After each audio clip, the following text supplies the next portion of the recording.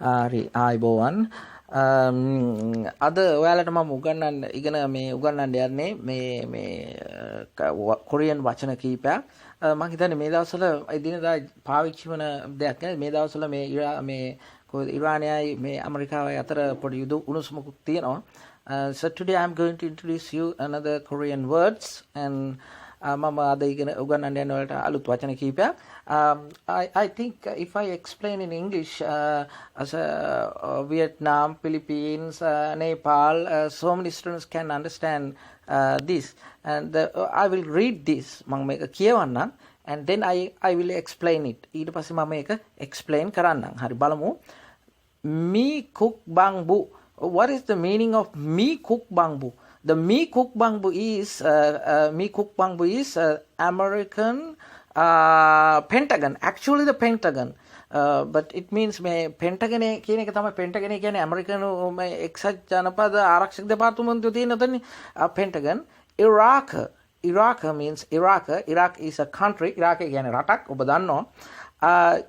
Chudun Migun චොල්සු කේවික් ඔප්සෝ මේ ඒ කියන්නේ මේ චොල්සු means withdraw ආපසු ගන්නවා. චොල්සු means withdraw ආපසු ගන්නවා. ඒ කියන්නේ චොල්සු කේවික් means you know this word because it is very easy words. Kevik means plan. සැලසුම් කරනවා. ක්ලේවික් කරනවා කියන්නේ මොකද්ද? ප්ලෑන් එකක්. ප්ලෑන් කරනවා, සැලසුම් කරනවා කේවික්. එතකොට මී කුක් බංබු මේක ඇමරිකානු රාජ්‍ය දෙපාර්තමේන්තුව එහෙම නැත්නම් පෙන්ටගන් ඉරාක චූදුන් මීගුන් චොල්සු කේවික් ඔප්සෝ ඒකේ තේරුම තමයි මේ ඇමරිකානු රාජ්‍ය දෙපාර්තමේන්තුව එහෙම නැත්නම් පෙන්ටගනේ එක්සත් ජනපද හමුදා ඉරාකෙන් ඉවත් කිරීමට කිසිදු සැලසුමක් නැහැ.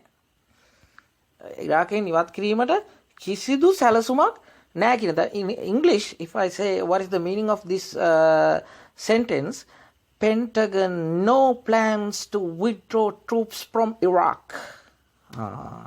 මේ ඇමරිකානු පෙන්ටගනේ කිසිම අදහසක් නැහැ ඇමරිකානු හමුදා ඉරාකෙන් ඉවත් කිරීමට. I think that you get the meaning. මං හිතනවා ඔබ තේරුම ගන්න ඇති කියලා. මේ වගේ දේවල් ඔයාලා ඉගෙන ගන්නවා නම් විශේෂයෙන්ම මේ අලුත් වචන ඉගෙන ගන්නවා නම් මං හිතන්නේ මේ ඊටාම ලේසියි ඔබේ මේ EPS topic කොරියන් විභාගෙටත් මේ වගේ වචනට ආසන්න මාතෘකාව මොකක් වුණත් මේ ඔබට ඒකේ තේරුම අල්ලා ගන්න පුළුවන් නම් මං හිතන්නේ ඒක හොඳ පන්නරයක් ලැබෙයි කියලා. හරි එහෙනම්.